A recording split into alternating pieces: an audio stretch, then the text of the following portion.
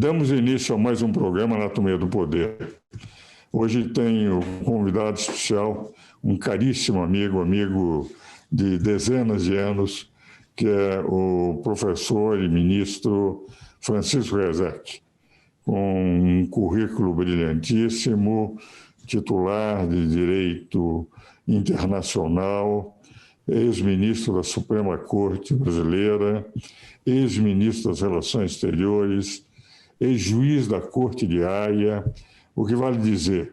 Aliás, como ministro das Cortes não se utiliza a expressão ex, mas ministro aposentado, com um currículo brilhantíssimo e com livros que servem de lições constantes para todos aqueles que pretendem ou seguir a carreira do Itamaraty ou então entrarem a discutir questões referentes ao direito internacional.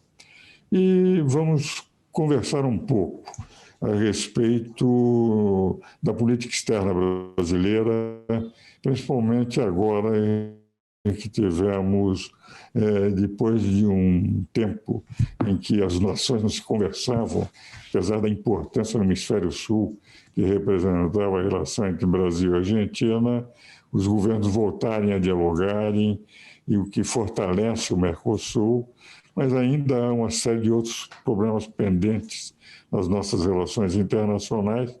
Ninguém como um ex-ministro das relações internacionais, das relações estrangeiras, que foi o professor Francisco Rezec, para cuidar. Então, eu vou pedir ao Rezec que faça um apanhado da sua impressão em relação a essa aproximação Brasil-Argentina. Durante muito tempo, até a Argentina era o nosso principal parceiro comercial, pois a própria crise econômica argentina levou a Argentina a ter dificuldades até de pagamento das compras brasileiras. E se nós analisarmos que o Plano Real brasileiro foi ao mesmo tempo que o plano da Argentina, quando o real e o peso se equipararam ao dólar, hoje nós temos uma desvalorização de 5 vezes e pouco na Argentina, de 50 e poucas vezes, o que vale dizer, eles não conseguiram administrar a moeda como nós o fizemos, mas agora essa aproximação me parece útil e eu gostaria de ouvir meu querido amigo Rezec, meu companheiro de velhas lutas, para que exponha aos nossos telespectadores a sua opinião mais abalizada possível sobre o tema.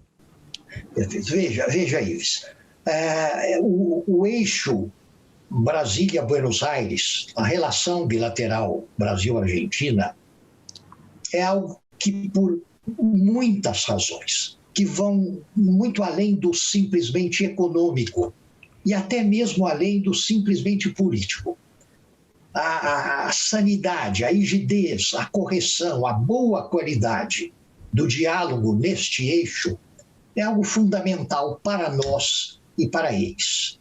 Não há nada que se possa fazer lá fora, num escopo geográfico maior e à conta de parceiros, ora economicamente, ora politicamente mais importantes nisto ou naquilo.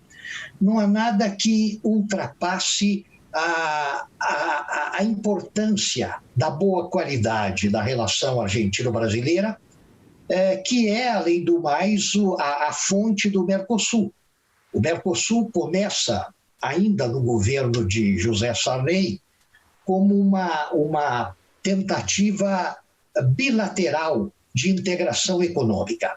E foi nos anos seguintes, já no governo Collor, que se arquitetou essa composição quadripartite do projeto de integração econômica, tarifas externas comuns, facilitação do trânsito de mercadorias e de pessoas.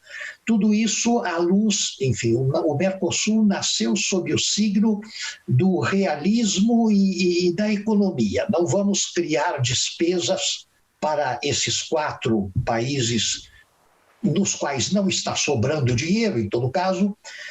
Vamos primeiro ver se esse Mercosul dá algum resultado, produz algum alento, alguma esperança, para depois... Veja, O Tratado de Assunção institui o Mercosul, em 1991, como um simples diálogo periódico entre presidentes, chanceleres e ministros da Fazenda. O Mercosul nasceu sem personalidade jurídica, isso viria algum tempo depois com o Protocolo de Ouro Preto. Enfim, marcha-se num passo lento, não há dúvida nenhuma. A vagareza dos progressos do Mercosul é algo reconhecido, é algo que não se pode negar, mas ela corresponde, de certa maneira, àquilo que foi projetado. Não atropelemos as coisas, não vamos criar aí... Nós, de um certo modo, nos inspirávamos no chamado Pacto Andino como um modelo do que não fazer. Olhávamos para o Pacto Andino e víamos ali exatamente o modelo do que não fazer. O Pacto Andino já nasce com instituições várias, despesas inúmeras, secretaria, corte de justiça, etc. E para quê? Bom, tanto quanto se saiba, não para grande coisa. Então, o Mercosul tem essa marca do realismo desde as suas origens. E como o Brasil e a Argentina são as duas... Veja uma coisa, hoje as circunstâncias são melhores. O Mercosul nasceu com uma marca que também era extremamente penosa para nós. O principal dos 4 países fundadores desse mercado comum do Sul era um país sem moeda. O Brasil foi, enfim, até 1994, até a instituição do real como moeda, o Brasil era um país tão galopantemente inflacionário, tão escandalosamente inflacionário, que dava para dizer, sem nenhum exagero retórico, que isto aqui era um país sem moeda. Então, veja a diferença entre as circunstâncias em que começou a União Europeia, com os tratados de Roma de 1952, no começo da década de 50.